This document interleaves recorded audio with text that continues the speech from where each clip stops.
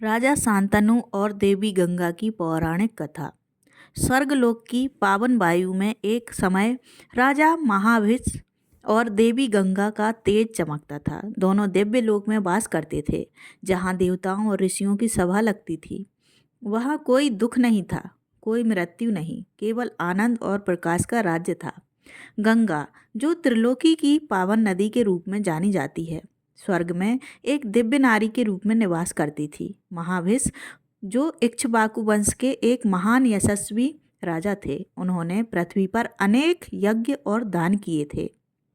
अपने तप और पुण्य कर्मों के फलस्वरूप वे अपने शरीर सहित स्वर्गलोक को प्राप्त हुए थे। वहाँ वे देवताओं के साथ बैठकर ब्रह्मा की सभा में भाग लेते थे। एक दिन ब्रह्मा जी की सभा में सभी देवता उपस्थित थे। देवगण, गंधर्व, अप्सराएं और ऋषिगण सब अपने अपने आसनों पर विराजमान थे। उसी समय वहां देवी गंगा आई।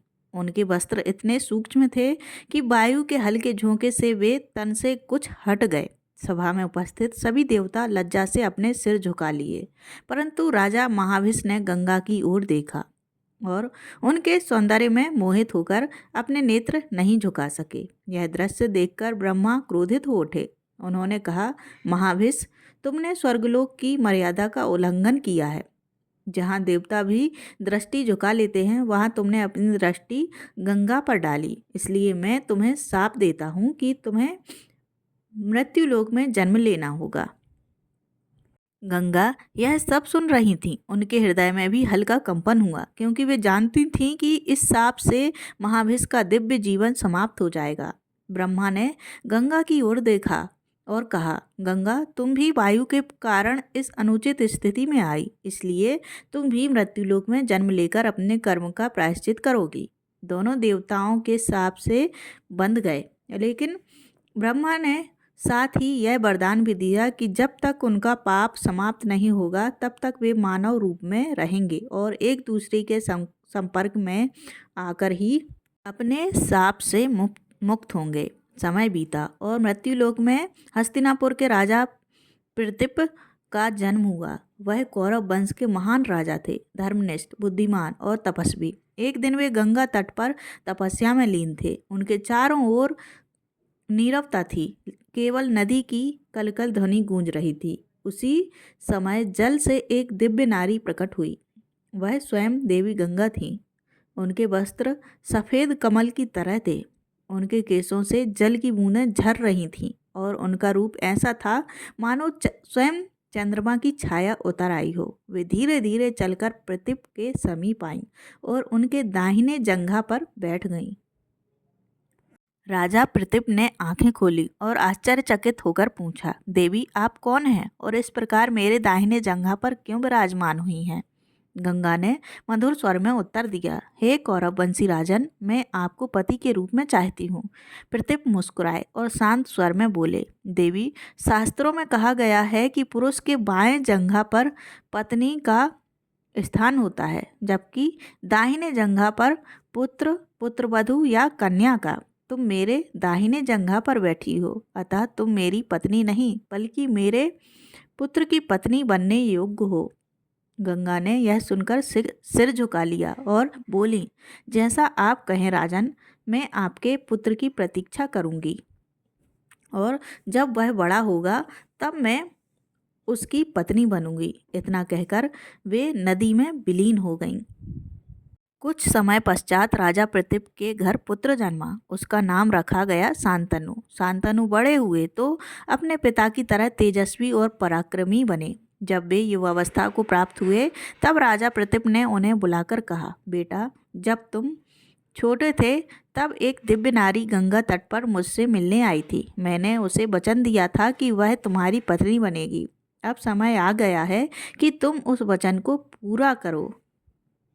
एक दिन शांतनु शिकार पर निकले। बहुत देर तक वन में घूमते घूमते वे थक गए और विश्राम के लिए गंगा तट पर पहुंचे। सूर्य की किरणें नदी के जल पर पड़कर चमक रही थीं। उसी समय उन्होंने एक अद्भुत नारी को जल से निकलते देखा। उसका रूप अलौकिक था। उसकी मुस्कान में स्वर्गीय माधुर्य था। शांतनु उसके रूप से मोहित हो गए। उन्होंने आगे बढ़कर पूछा, हे सुंदरी, तुम कौन हो तुम्हारे रूप में स्वर्ग की छाया झलकती है। क्या तुम मुझसे विवाह करोगी? गंगा ने शांत स्वर में उत्तर दिया, राजन, मैं तुम्हारे साथ विवाह करूंगी, पर एक शर्त है। मेरे किसी भी कार्य में तुम हस्तक्षेप नहीं करोगे, चाहे वह कार्य तुम्हें कितना भी अनुचित क्यों ना लगे। तुम मुझे रोकने की कोशिश नहीं करोगे। यदि तुमने मुझे रोका तो मैं उसी क्षण तुम्हें छोड़ दूंगी। शांतनु पहले तो चकित हुए, परंतु गंगा के प्रेम में पड़कर उन्होंने यह शर्त स्वीकार कर ली। दोनों का विवाह हुआ और उनके जीवन में आनंद के दिन बीतने लगे। समय के साथ गंगा ने एक पुत्र को जन्म दिया, किंतु उस बालक के जन्म के कुछ समय बाद गंगा ने उसे गोद में उठाया और गंगा नदी की धारा में बहा दिया। शांतनु यह देखकर स्तब्ध रह गए, परंतु उन्होंने अपनी प्रतिज्ञा याद की और मौन रहे। उन्होंने सोचा शायद इसके पीछे कोई रहस्य होगा, परंतु जब दूसरा पुत्र जन्मा और उसके साथ भी वही हुआ, तब राजा का हृदय करुणा से भर गया। उन्होंने देखा कि जैसे जैसे पुत्र जन्म लेता, गंगा उसे जल में प्रवाहित कर देती। 7 पुत्र ऐसे ही गंगा की धारा में विलीन हो गए और शांतनु असहाय होकर सब कुछ देखता रहा। उसका हृदय टूट गया, लेकिन उसने अपनी प्रतिज्ञा का पालन किया। जब 8वां पुत्र जन्मा, तब शांतनु का धैर्य टूट गया। उन्होंने गंगा से कहा, हे देवी, तुम्हारे हृदय में क्या तनिक भी ममता नहीं है? तुम क्यों अपने ही पुत्रों का वध करती जा रही हो? यह कौन सा पाप है जो तुम कर रही हो? गंगा ने शांत भाव से उत्तर दिया, राजन, अब आपने मुझे रोक लिया है, अतः मुझे जाना होगा, परंतु जाने से पहले मैं सत्य बताना चाहती हूँ। ये जो बालक मैं जल में बहा रही थी, वे सब 8 वसुओं के रूप में उत्पन्न हुए थे। उन्होंने वशिष्ठ मुनि के शाप से मुक्ति पाने के लिए मुझसे प्रार्थना की थी कि मैं उन्हें जन्म देकर जल में प्रवाहित करूं, जिससे वे अपने शाप से मुक्त हो जाएं। 7 वसु मुक्त हो चुके हैं और यह 8वां वसु जो अभी जीवित है, उसे मैंने नहीं बहाया, क्योंकि यह पृथ्वी पर लंबे समय तक रहेगा। यही तुम्हारा पुत्र है, जो आगे चलकर महान योद्धा और ब्रह्मचारी के रूप में प्रसिद्ध होगा। यह कहकर गंगा अपने 8वें पुत्र को लेकर आकाश में विलीन हो गईं। शांतनु का हृदय शोक से भर गया। उनकी प्रियतमा पत्नी चली गई और उन्होंने अपने पुत्र को खो दिया। वे अनेक वर्ष तक अकेले जीवन व्यतीत करते रहे। समय बीतता गया। एक दिन जब वे पुनः गंगा तट पर पहुंचे तो उन्होंने देखा कि वहां एक युवक खड़ा है, दिव्य आभा से युक्त, धनुष बाण से सुसज्जित, और उनकी आंखों में तेज था। शांतनु ने उसके भीतर अपने पुत्र का अंश देखा। तभी गंगा जल से प्रकट हुई और बोली, राजन, यह आपका ही पुत्र है, जिसे मैंने समस्त शास्त्रों, वेदों और अस्त्र शस्त्रों की विद्या में पारंगत किया है। इसका नाम देवव्रत है। शांतनु की आंखों से आंसू बह निकले। उन्होंने अपने पुत्र को गले लगा लिया।